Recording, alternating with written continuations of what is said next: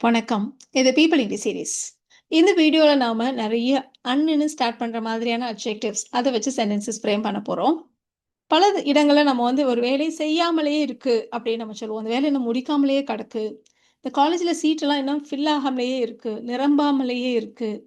சாப்பாட்ட நீ மூடாமலேயே வச்சுட்ட. இப்படியெல்லாம் நம்ம சொல்றோம் இல்லையா? ஸோ முடிக்காமல், நிரம்பாமல், மூடாமல் இந்த மாதிரி நெகட்டிவா சொல்றதுக்கு, நம்ம இந்த அப்படின்னு ஸ்டார்ட் பண்ற மாதிரியான அட்ஜெக்டிவ்ஸ நெறைய யூஸ் பண்ணலாம்.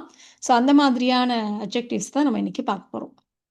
பொதுவா இந்த அட்ஜெக்டிவ்ஸ நாம ரிமைண்ட் கூட, லீவ், கீப், அஃப்கோர்ஸ் தி வெர்ப் இது கூடலாம் சேர்த்து ரொம்ப காமனா யூஸ் பண்ணுவோம். இதுல இந்த கீப் அண்ட் லீவ் இது 2த்தையும் நம்ம மத்தவங்க கிட்ட சொல்றதுக்கு, "நீ அதை மூடாமலேயே வை, அதை செய்யாமலேயே வை, அதை திறக்காமலேயே விடு." இந்த மாதிரிலாம் சொல்றதுக்கு நம்ம இந்த கீப் இல்லன்னா லீவ யூஸ் பண்ணுவோம். ஸோ இதோட ஸ்ட்ரக்சர் பார்த்தீங்களான்னா, கீப் ஆப்ஜெக்ட் இந்த அன் அட்ஜெக்டிவ். லீவ் ஆப்ஜெக்ட் இந்த அன்ன்னு ஸ்டார்ட் பண்ற அட்ஜெக்டிவ். இப்படி நாம யூஸ் பண்ணுவோம். மற்றபடி இப்ப இந்த வேலை அப்படியே கடக்கு, செய்யாமலேயே இருக்கு, இருக்கு, கிடக்கு இந்த மாரியெல்லாம் சொல்றதுக்கு நம்ம பி வெர்ப்ஸ் இல்லன்னா ரிமைன் இந்த வார்த்தைய நம்ம யூஸ் பண்ணலாம்.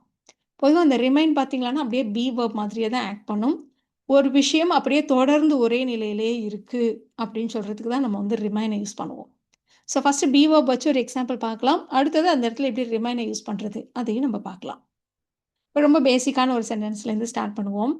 வேலை இன்னும் முடிக்காமலேயே கிடக்கு. இதுதான் நம்ம சொல்லப் போறோம். ஸோ கிடக்கு, இருக்கு எப்படி வேணா வச்சுக்கலாம். ஃபர்ஸ்ட்டு நம்ம என்ன அட்ஜெக்டிவ் அத டிசைட் பண்ணிக்கலாம். பொதுவா இந்த இடத்துலலாம் நம்ம வி3 அட்ஜெக்டிவ் அது கூட முன்னாடி அப்படிங்கிற வார்த்தைய சேர்த்து தான் நம்ம யூஸ் பண்ண போறோம். ஸோ முடிக்கிறது அப்படின்னா ஃபினிஷ் இல்லையா? ஸோ வி3 அப்படிங்கிறப்ப ஃபினிஷ்டு. அதுக்கு முன்னாடி ஒரு சேர்த்துக்கோங்க. அன்ஃபினிஷ்டு. ஸோ முடிக்காமல் அப்படிங்கிறதுக்கு அன்ஃபினிஷ்டு அப்படின்னு யூஸ் பண்ண போறோம். ஸோ அந்த வேலை இன்னும் அப்படியே இருக்கு அப்படின்னு சொல்றதுக்கு இந்த work is still unfinished. The work is still unfinished. இன்னும் இந்த வேலை முடிக்காமலேயே கிடக்கு அப்படின்னு சொல்றதுக்கு. நீங்க இந்த இடத்துல இந்த இஸ் ஸ்டில் அப்படின்னு இருக்கு இல்லையா? இத எடுத்துட்டு நீங்க ரிமைன் அப்படின்னு போட்டுக்கலாம். பிரசன்ட் டென்ஸா இருந்ததுனா இந்த சப்ஜெக்ட்க்கு ஏத்த மாரி ரிமைன்ஸ் எஸ் சேர்த்துக்கோங்க. இப்ப இதே சென்டென்ஸ நாம த வொர்க் ரிமைன்ஸ் அன்ஃபினிஷ்டு. இப்ப வரைக்கும் முடிக்காமலேயே கிடக்கு அப்படின்னு சொல்றதுக்கு. இப்ப அடுத்த எக்ஸாம்பிள் பார்க்கலாமா? கடன் வாங்குனியே அது என்னாச்சு? அப்படின்னு கேட்டா, அந்த கடன இன்னும் திருப்பி குடுக்காமலே இருக்காது. அப்படியே இருக்கு. அப்படி சொல்லுவோம். இல்லையா? நான் இன்னும் திருப்பி குடுக்கல. அது ஒரு விதமான சென்டென்ஸ். அதே விஷயத்த நாம அந்த கடன அது இன்னும் அப்படியே திருப்பி குடுக்காமலே இருக்கு. அப்படி சொல்லுவோம். இல்லையா? ஸோ அந்த மாதிரி சொல்றதுக்கு. ஸோ உள்ளது பிரசன்ட் டென்ஸ் தான். அந்த கடன் த லோன் திருப்பி குடுக்காமல் பே பண்றது இல்லையா? பெய்டு. பே அதோடைய வி3 ஃபார்ம் பெய்டு. அப்ப அன்அட்ஜெக்டிவ்னா எப்படி சொல்லுவோம்? அன்பெய்டு. அப்போ த லோன் ரிமைன்ஸ் அன்பெய்டு. இப்ப வரைக்கும் அதே நிலைமையில் தொடர்ந்து இருக்கு. ஸோ திருப்பி கொடுக்காமலேயே உள்ளது. The loan remains unpaid. The loan is still unpaid அப்படியும் நீங்க சொல்லலாம். இந்த காலேஜ்ல போன வருஷம் பல சீட்டுகள் நிரம்பாமலேயே இருந்துச்சு அப்படின்னு சொல்லணும். ஸோ நிரம்புறது அப்படின்னா ஃபில் பண்றது அதோடைய தேர்ட் ஃபார்ம் ஃபில்ட். நிரம்பாமல் அப்படின்னா அன்ஃபில்டு இல்லையா? அப்போ மெனி சீட்ஸ் ரிமைண்ட் இருந்தனன்னு தான் இருக்கு. இருந்தன பாஸ்ட் டென்ஸ். அதனால remained unfilled. Many seats remained unfilled in the college last year. இந்த காலேஜ்ல போன வருஷம். Many seats remained unfilled in the college last year. இதை நீங்களே கூட ட்ரை பண்ணலாம். அந்த வீடு வாரக்கணக்கா அப்படியே திறக்காமலேயே இருந்துச்சு. ரொம்ப நாளா அது திறக்காமலே இருந்துச்சு. அப்படி சொல்லுவோம் இல்லையா? ஸோ அதுதான் நம்ம சொல்லப் போறோம். ஸோ இருந்தது பாஸ்ட் டென்ஸ். இருந்ததுன்றதுனால நம்ம ரிமைண்ட் அப்படின்னு நம்ம சொல்லப் போறோம். ஸோ எது? அந்த வீடு. The house. ரிமைண்ட். திறக்கிறதுனா ஓப்பன். Third form opened. அப்போ அட்ஜெக்டிவ் அன்ஓப்பன்ட். திறக்காமலேயே.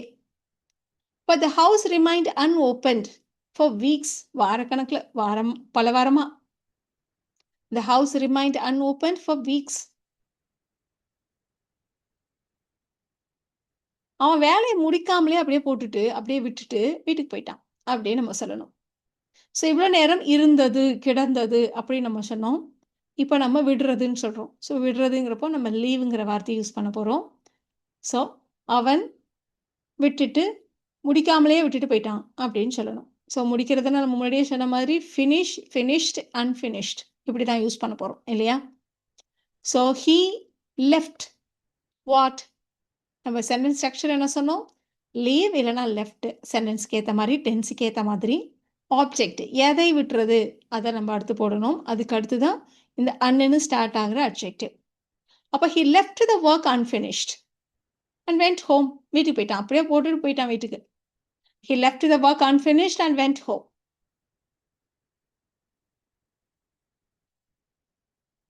அவன் அதை சொல்லாமலேயே விட்டுட்டான். அவன் அதை சொல்லாமலேயே விட்டு விட்டான். விடுறது அப்போ லீவ்னு சொல்ல போகிறோம். அப்போ ஹி லெஃப்ட் வாட்? அதைன்னு தான் இருக்கு. அப்போ இட் அவ்வளோதான் இல்லையா? சொல்றதுனா என்னது? சே, தேர்ட் ஃபார்ம் செட். சொல்லாமல் அப்படின்னு சொல்றதுனால அன்செட் அப்படின்னு நம்ம சொல்ல போகிறோம். அப்போ ஹி லெஃப்ட் இட் அன்செட். எவ்வளோ சின்ன சென்டென்ஸ் ஆயிடுச்சு பாருங்களேன்.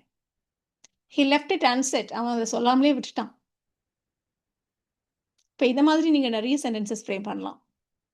அவன் மெசேஜை படிக்காமலே விட்டுட்டான். இப்போ மேலால பார்த்துருக்கான், மெசேஜ் வந்திருக்கு, ஆனால் அதை ஓப்பன் பண்ணி அவன் படிக்காமலே விட்டுட்டான் அப்படி சொல்கிறோம்.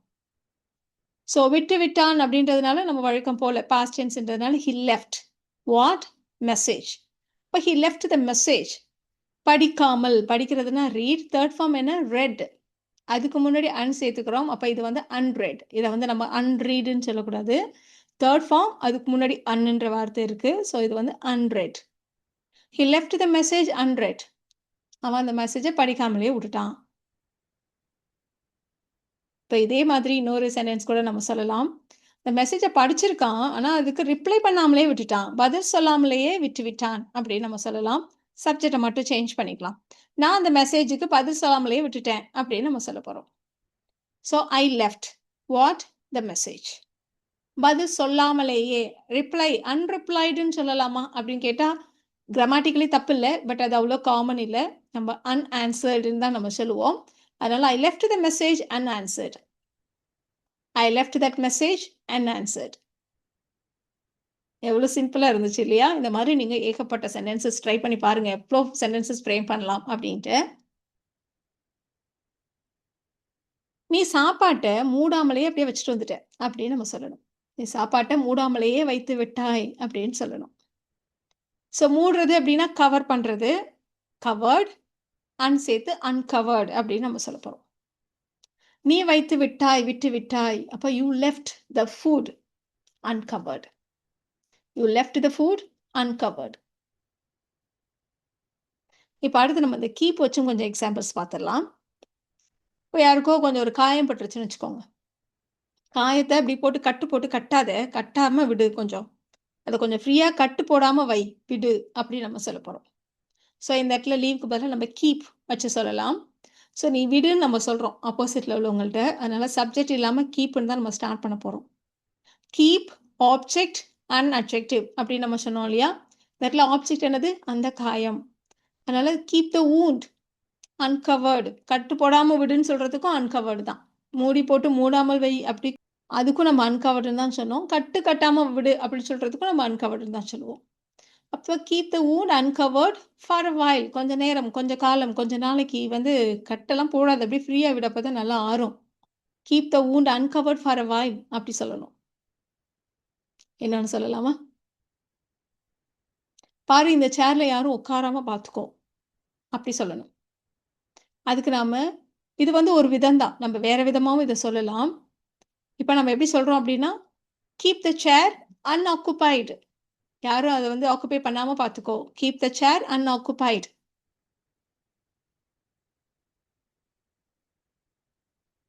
ஒரு லெட்டர் வந்திருக்கு, இது அப்பாவுக்கு தான் வந்திருக்குன்னு நினைக்கிறேன், நீ அதை திறக்காமலே கொண்டு போய் அப்பா டேபிளில் வை அப்படி சொல்கிறோம். ஸோ கடிதத்தை ஓப்பன் பண்ணாமலே கொண்டு போய் வை. Keep the letter unopened. திறக்காமல். Keep the letter unopened. மத்தியானம் சாப்பாடு கொடுத்து அனுப்பிச்சா லஞ்சை தொட்டு கூட பார்க்கல, அப்படியே தொடாமலே அப்படியே திரும்ப கொண்டு வந்துட்டான் அப்படின்னு நம்ம சொல்ல போகிறோம். இப்போ நம்ம வெறுமனே கீப் இல்லை, வேற வேர்பை கூட நம்ம யூஸ் பண்ணலாம் அப்படின்னு காட்டுறதுக்காக தான் இந்த எக்ஸாம்பிள். கொண்டுட்டு போன சாப்பாடு அப்படியே திருப்பி கொண்டு வந்துட்டான். ஸோ கொண்டுட்டு வர்றதுன்னா பிரிங், திருப்பி கொண்டு வர்றது அப்படின்றதுனால பிரிங் பேக்குன்னு சொல்ல போகிறோம். அப்படியே past டென்ஸில் he brought back what? the lunch. he brought back the lunch untouched. தொட்டு கூட பார்க்கல. அப்படியே தொடாமலே அப்படியே எடுத்துட்டு வந்துட்டான். He brought back the lunch untouched. இன்னொரு சென்டென்ஸ் சொல்லலாமா? இந்த ஃபைலை எடிட் பண்ணணுமா? இல்ல வேண்டாம். இப்போதைக்கு நீ எடிட் பண்ணாமலேயே வை அப்படின்னு நம்ம சொல்ல போறோம். இப்போதைக்கு எடிட் பண்ணாம வை, அப்புறம் பார்த்துக்கலாம் அப்படி சொல்றோம். வை அப்படின்றதுனால keep the file unedited, edit பண்ணாமல், அன்எடிட்டட் இப்போதைக்கு, for now. Keep the file unedited for now. எவ்வளோ ஈஸியாக இருந்துச்சு இல்லையா இந்த ஸ்ட்ரக்சர்? நீங்கள் ஈஸியாக சென்டென்சஸ் ஃப்ரேம் பண்ணலாம். இதை ட்ரை பண்ணி பாருங்க. கதவை பூட்டாமலே வை. இந்த மாவை சில மணி நேரங்களுக்கு டிஸ்டர்ப் பண்ணாமல் அப்படியே விடு. அதை போட்டு திரும்ப மிக்ஸ் பண்ணுறது ஏதாவது பண்ணுறது இல்லாமல் தொந்தரவு செய்யாமல் அது பாட்டுக்கு ஒரு மூலையில் இருக்கட்டும், அப்படியே விடு. நைட்டு டின்னர் வரைக்கும் அதை திறக்காம வை. அது வந்து டின்னருக்கு அதை இப்போ ஓப்பன் பண்ணாது அப்படி சொல்கிறோம். ஸோ அதை திறக்காமல் வை. இந்த சென்டென்சஸ் எல்லாம் நீங்கள் இந்த மாதிரி அன்னுன்னு ஸ்டார்ட் பண்ணுற மாதிரியான அட்ஜெக்டிவ்ஸ் வச்சு இந்த சென்டென்சஸை ட்ரை பண்ணுங்கள். உங்களுக்கான ஆன்சர்ஸை நீங்கள் அடுத்த ஸ்லைட்லேயே செக் பண்ணிக்கலாம்.